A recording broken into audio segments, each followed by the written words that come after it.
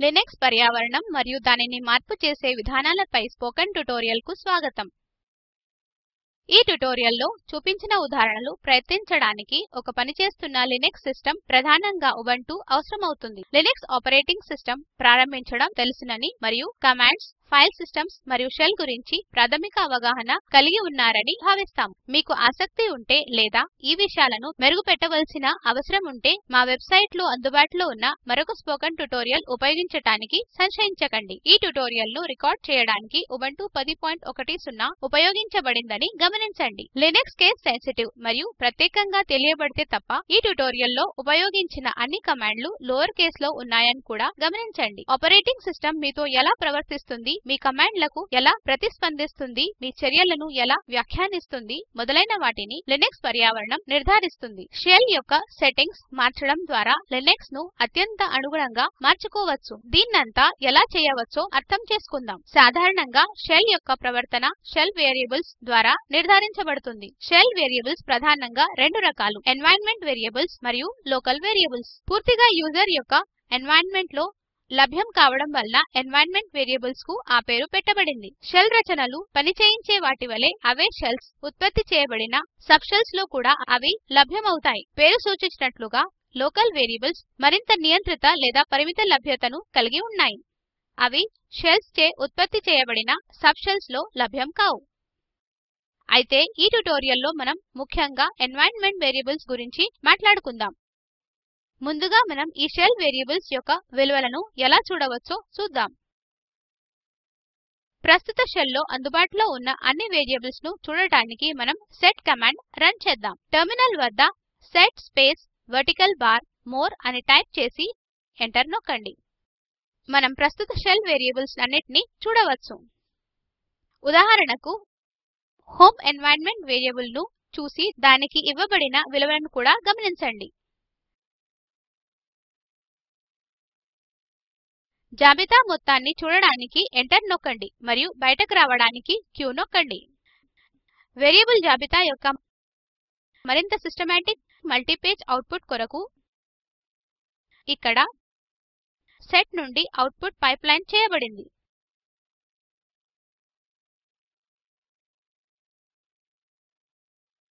కేవలం environment variables ను చూడటానికి కమాండ్ ఎన్వ్ రన్ చేయండి.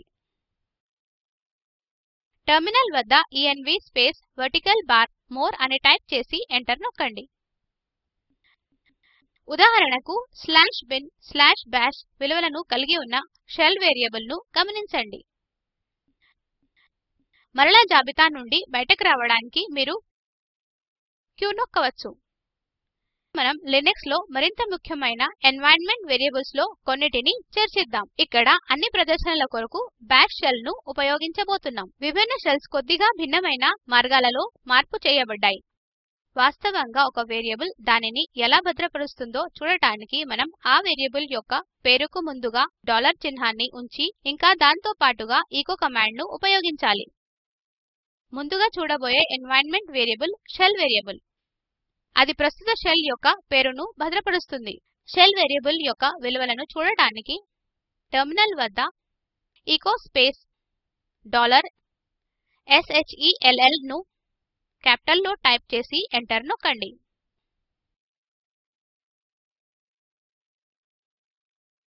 ఇక్కడ bin/bash అనేది ప్రస్తుతం పనిచేస్తున్న షెల్. తర్వాతి వేరియబుల్ హోమ్. మనం లినక్స్ లోకి ప్రవేశించినప్పుడు అది సాధారణంగా మనల్ని యూజర్ పేరు మీద ఉన్న డైరెక్టరీలో ఉంచుతుంది. ఈ డైరెక్టరీ హోమ్ డైరెక్టరీగా పిలువబడుతుంది. అదే ఖచ్చితంగా హోమ్ వేరియబుల్ లో కూడా లభ్యమవుతుంది. దీని విలువను చూడటానికి టెర్మినల్ వద్ద ఎచో స్పేస్ $home అని టైప్ చేసి ఎంటర్ నొక్కండి. దాని తర్వాత ఎన్వైరన్మెంట్ వేరియబుల్ పాత్.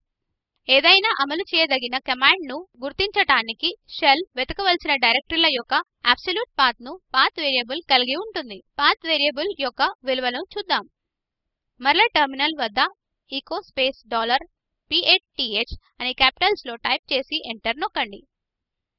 నా కంప్యూటర్ లో అది /user/local/sbin/user/local /bin/user/sbin/user/bin మొదలైన డైరెక్టరీలను చూపుతుంది. అది ఒక సిస్టమ్ నుండి మరొక దానికి కొద్దిగా భిన్నంగా ఉండవచ్చు. నిజానికి ఒక అమలు చేయదగిన కమాండ్ ను కనుగొనడానికి షెల్ వెతికే డెలిమిటర్ చే వేరుచేయబడిన డైరెక్టరీల జాబితా.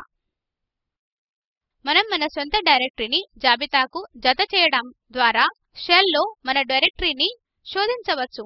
మనం మన సొంత డైరెక్టరీని టెర్మినల్ వద్ద కలపడానికి క్యాపిటల్ లో PATH ఈక్వల్ టు డాలర్ మరియు క్యాపిటల్ లో PATH :home/ మీ సొంత డైరెక్టరీ పేరు టైప్ చేసి ఎంటర్ నొక్కండి.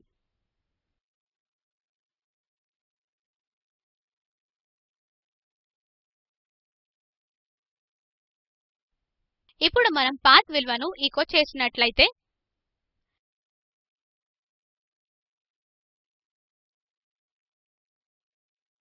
మనకు కలిపిన డైరెక్టరీ కూడా పాత్ వేరియబుల్ లో భాగంగా ఉంటుంది. ఇప్పుడు డైరెక్టరీ ఇక్కడ ఉంది చూడండి.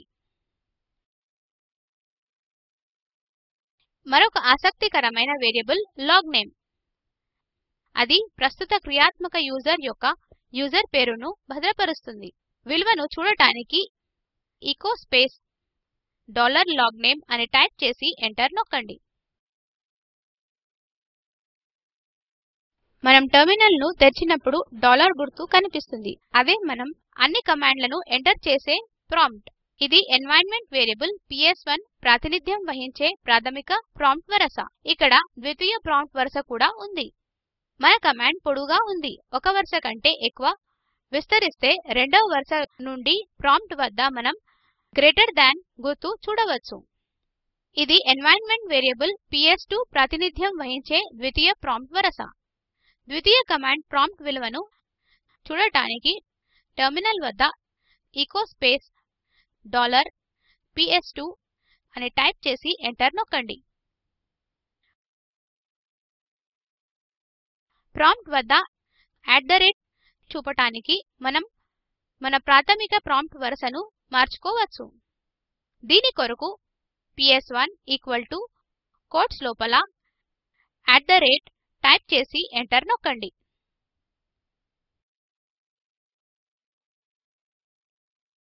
ఇప్పుడు మనం ప్రాంప్ట్ వద్ద డాలర్ గుర్తుకు బదులుగా గుర్తును చూడవచ్చు. మనం మరింత ఆసక్తికరమైన పనిని కూడా చేయవచ్చు. ప్రాంప్ట్ వద్ద మన యూజర్ పేరును ప్రదర్శించుకోవచ్చు. ps1 క్యాపిటల్ లెటర్స్ లో ఈక్వల్ టు కోట్స్ లోపల $logname టైప్ చేసి ఎంటర్ నొక్కండి. ఇప్పుడు నా యూజర్ నేమ్ మరియు నా ప్రాంప్ట్ ఒకటే. వెనుకకు వెళ్ళడానికి ps1 ఈక్వల్ టు కోట్స్ లోపల డాలర్ టైప్ చేసి ఎంటర్ నొక్కండి. చాలా ఎన్వైరన్మెంట్ వేరియబుల్స్ కు మనం విలువలను కేటాయించాం. అయితే ఈ మార్పులన్నీ ప్రస్తుత షెల్ వరకే విస్తరిస్తాయని గుర్తుంచుకోండి. ఉదాహరణకు మనం ఇప్పుడు మన డైరెక్టరీని పాత్ వేరియబుల్ కు జోడించాము. మనం టెర్మినల్ ను మూసివేసి మరల టెర్మినల్ లేదా పూర్తిగా కొత్త టెర్మినల్ ను తెరిచి మరియు పాత్ వేరియబుల్ ను దాని విలువను ఎచో చేయడం ద్వారా పరిశీలిస్తే మన మార్పులు ఇప్పుడు ఉనికిలో లేవని చూసి మనం ఆశ్చర్యపోతాం. ఈ మార్పులను శాశ్వతం చేసే మార్గం ముందు రాబోయే ట్యుటోరియల్స్ లో నేర్చుకుందాం.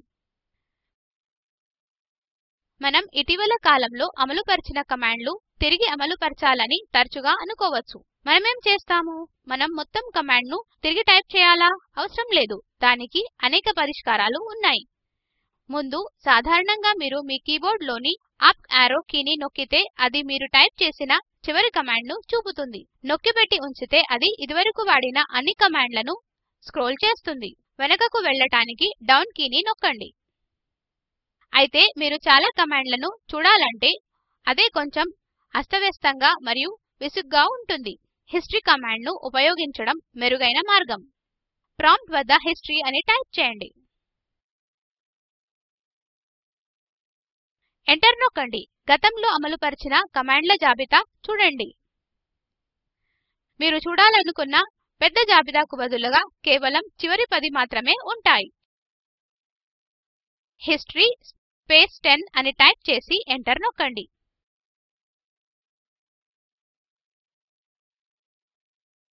ఈ జాబితాలో గతంలో అమలుపరిచిన ప్రతి కమాండ్కు ఒక సంఖ్య కేటాయించబడిందని గమనించండి. ఒక ప్రత్యేక కమాండ్ను తిరిగి ఇవ్వాలంటే ఆశ్చర్యార్థకాన్ని ఆ తర్వాత ఆ కమాండ్ యొక్క సంఖ్యను టైప్ చేయండి.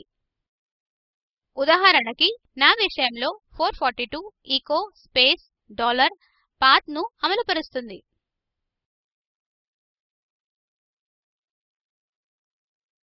మీరు మరలా చివరి కమాండ్ను అమలుపరచాలంటే ఆశ్చర్యార్థకాన్ని రెండుసార్లు టైప్ చేసి ఎంటర్ నొక్కండి.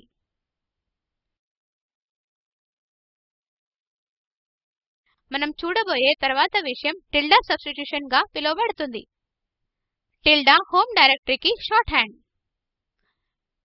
మీకు మీ సొంత హోమ్ డైరెక్టరీలో టెస్ట్ట్రీ అనే పేరుతో డైరెక్టరీ ఉందనుకోండి. CD space tilde slash test tree అని టైప్ చేయడం ద్వారా దానిని మీరు తరలించవచ్చు.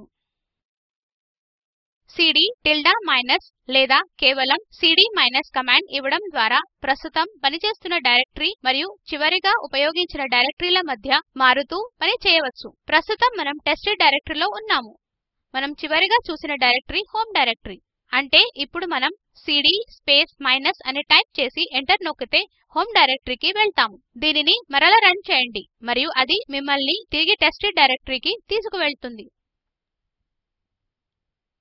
మనం చూడబోయే చివరిది మరియు అతి ముఖ్యమైన కమాండ్ అలియాస్ కమాండ్. అనేకసార్లు రన్ చేయాల్సిన అవసరం ఉన్న ఒక పెద్ద కమాండ్ మీ వద్ద ఉండవచ్చు. ఇలాంటి సందర్భంలో మనం దానికి ఒక చిన్న మారుపేరుని ఇవ్వవచ్చు. దానిని ఇన్వోక్ చేయడానికి అసలు పేరు బదులుగా మారుపేరును ఉపయోగించవచ్చు. మీరు మ్యూజిక్ కోసం తరచూ చూసే ఒక పెద్ద డైరెక్టరీ మీకు ఉందని అనుకుందాం. మీరు ఈ విధంగా దానికి అలియాస్ సృష్టించవచ్చు. Alias space cdmusic equal to double quotes లో cd space slash home slash arc slash files slash entertainment slash music అని టైప్ చేసి ఎంటర్ నొక్కండి.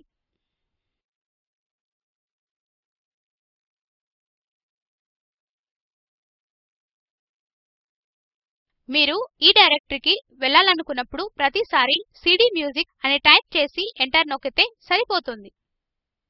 చూడండి, ఇప్పుడు మనం మ్యూజిక్ డైరెక్టరీలో ఉన్నాము.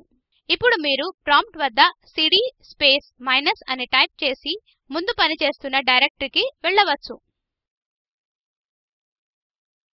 అలియాస్ ను అన్సెట్ చేయడానికి unalias స్పేస్ cdmusic అని టైప్ చేసి ఎంటర్ నొక్కండి.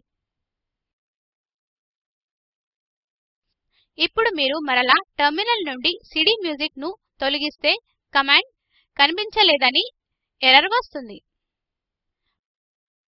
మనం ప్రస్తుతం పనిచేస్తున్న డైరెక్టరీలో టెస్ట్1 మరియు టెస్ట్2 అనే రెండు ఫైళ్లు ఉన్నాయనుకుందాం. మరియు మనం ఒకవేళ ఆర్ఎం టెస్ట్1 ను తొలగిస్తే టెస్ట్1 నిశ్శబ్దంగా తొలగించబడుతుంది.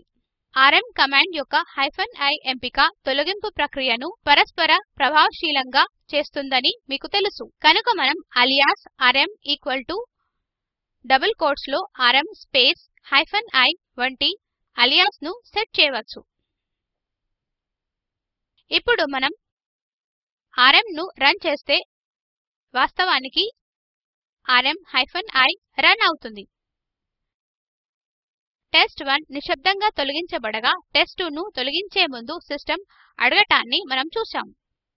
ఈ ట్యుటోరియల్లో మీరు ఎన్వైరన్మెంట్ వేరియబుల్స్, హిస్టరీ మరియు అలియాసింగ్ గురించి నేర్చుకున్నారు. దీనితో మనం ఈ ట్యుటోరియల్ ముగింపుకు వచ్చాము. Spoken tutorial talk to A teacher project లో ఒక భాగం. దీనికి ఐసీటీ ద్వారా నేషనల్ మిషన్ ఆన్ ఎడ్యుకేషన్ సహాయం అందిస్తుంది. దీనిపై మరింత సమాచారం మా వెబ్సైట్ లో లభిస్తుంది. ఈ ట్యుటోరియల్ ను తెలుగులోకి అనువదించింది శ్రీహర్ష. నేను మాధురి మీ వద్ద సెలవు తీసుకుంటున్నాను. ధన్యవాదములు.